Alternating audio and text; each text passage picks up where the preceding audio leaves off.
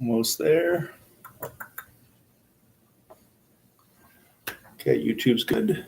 Instagram is good. All right, here we go. Good evening, everybody, and welcome to a Sunday evening edition of Reading with Mr. Carty. And today is a very special edition because, as you all know, tomorrow's the first day of school. And we are so excited to have everyone back. We are really looking forward to seeing you tomorrow and hope that you feel the same way. And I'm sure you do. It's going to be great tomorrow. Looking forward to welcoming everyone back. And it's going to be a great day.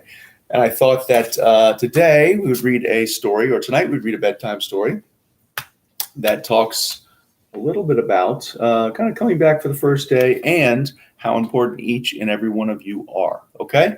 Before we get started, got to do a couple thank yous. First, I want to thank Miss Denty, because I found this book in your classroom, whether you realize it or not. So thank you, Miss Denty. And I have to thank Sophia. I ran into a future 49er, Sophia, who starts kindergarten tomorrow, and she saw me right in front of school and told me she had watched me read a story the night before, and it made me feel so good, like a celebrity. So thank you, Sophia. Looking forward to seeing you and all of our kindergarten friends tomorrow. Okay, we're all going to be great. And I also, because we're celebrating the first day of school, got to wish my daughter Elizabeth good luck, who starts at Mary Lewis tomorrow, her freshman year, her first day of high school. So good luck, Elizabeth, who I'm sure is very excited that I'm mentioning her tonight. Also got, of course, Mr. Scrufflebottoms and Sir Lambs-a-Lot with me. And we're all ready to have a great story. So this evening, we're going to read The Smallest Girl in the Smallest Grade, and it's by Justin Roberts and illustrated by Christian Robinson.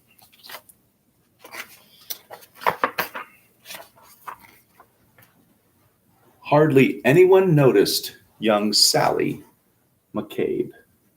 If you look here, all the kids on the playground are playing, and right there is young Sally McCabe, kind of by herself. Not something we like to see at school. We want everybody to have someone with them. She was the smallest girl in the smallest grade. And here she is, barely fitting in her new desk. Probably not an easy thing for her. Sure, her name could be heard in the daily roll call, and she marched with her books down the same school hall, but hardly anyone noticed young Sally McCabe. And they certainly didn't know, or at least didn't mention, that Sally was paying super extra special attention. Here's poor Sally, a little bit smaller than everyone else, just kind of wandering through school. It's okay, though. We're going to see she makes a big difference. To the abandoned kite with the tangled string, to the 27 keys on the janitor's ring, to the leaves as they turned green to gold in the fall, to the time Tommy Torino was tripped in the hall. Everywhere there she is. She sees a kite stuck, kind of watching everything that's going on. She watched as the wildflowers tipped toward the light and heard the howl of a hound dog late one night. She was there when the stray cats, who normally fought, conducted a meeting in the church parking lot. She's really keeping an eye on things. She saw Kevin McCune get pushed off the slide, and the oncoming tears he wanted to hide. Poor Kevin. We don't like this. None of our 49 students would do something like that. Sometimes people make mistakes, but we won't. And she'll never forget that parent-teacher day when Billy's much larger father suddenly dragged him away. It's interesting. She's kind of paying attention to everyone who looks like they might be kind of sad, which is a very nice thing. But through all the mean words and all the cold stares, no one even noticed that Sally was there. And they certainly didn't know, or at least didn't mention, that Sally was paying super extra special attention. And here we see some students maybe not being quite as nice as they could be, but you have Sally over here just watching. Let's see what happens. She'd seen how a whisper could make someone cower, like a bulldozer crushing through fields of wildflowers. And it kept piling up this discarded debris, those beautiful kites tangled in trees. So I like this. Here you got beautiful flowers, and she's kind of comparing it to a bulldozer, kind of just running them all over. That's what if people aren't being as nice as they could be, this is how they could make other people feel. So let's see what she does about it. So on February 3rd at 11:29, Sally stepped straight out of the lunchroom line. Oh my goodness. Here we see someone kind of pointing and not being very nice. And here's little Sally about to do something pretty big. Let's see what she does. She said, "I'm tired of seeing this terrible stuff. Stop hurting each other. This is enough." Now, a few laughed out loud or didn't care that there was some girl with her hand in the air.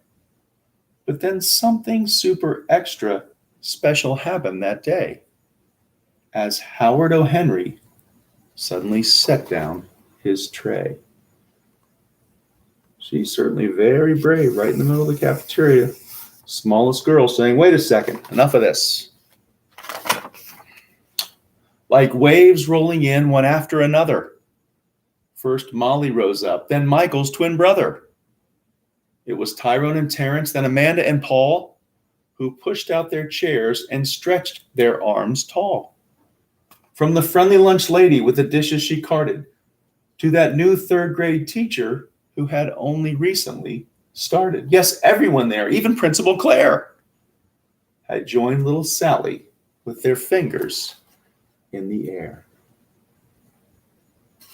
They're all realizing how important it is to be nice to one another. And though hound dogs were destined to howl at night, and most stray cat meetings would end up in fights, and kites would continue to get stuck in trees, they all felt for a moment like the janitor's keys.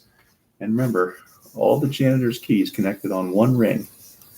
Okay, individually not very important, but all together make a big difference. Fastened together with a heavy steel ring that held all the secrets to unlock everything.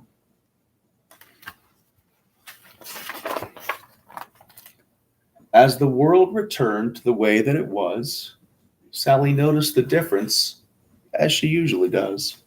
When Billy paused briefly to open the door for Mrs. O'Connell and 17 more.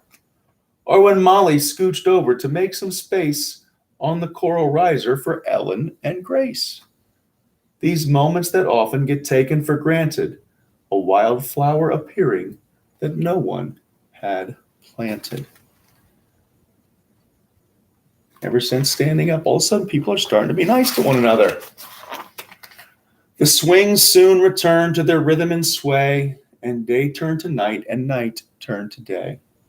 People remembered and would quite often mention that Sally had been paying super extra special attention, and how the world could transform and a change could be made by the smallest girl in the smallest grade. And I like this last one because if you look, everyone now, compared to the first picture, they're all playing together, happy and smiling. Thanks to Sally standing up and reminding everyone to be nice to one another and just to help each other out when they need it. And that is the end. All right. And this is a short book, but I think it's a great story to start the year off with because I know that we're all coming back tomorrow and some of our newer students might be a little nervous. Some of us who haven't been in school for a while might be a little nervous. Some of us principals who have not had 1,000 students in their building in quite a while might be a little nervous. But, all right, if we all help each other out and do the right thing, it's going to be a great year. Okay, so please get a good night's sleep. All right, let's be ready to go for a big day tomorrow. And let's just remember to do the right thing, help each other out when we need it. And we're going to have a great year, everybody. Okay, so thank you very much. Hope everyone has a great night's sleep. Looking forward to a great first day tomorrow. And good night, 49. So long, YouTube.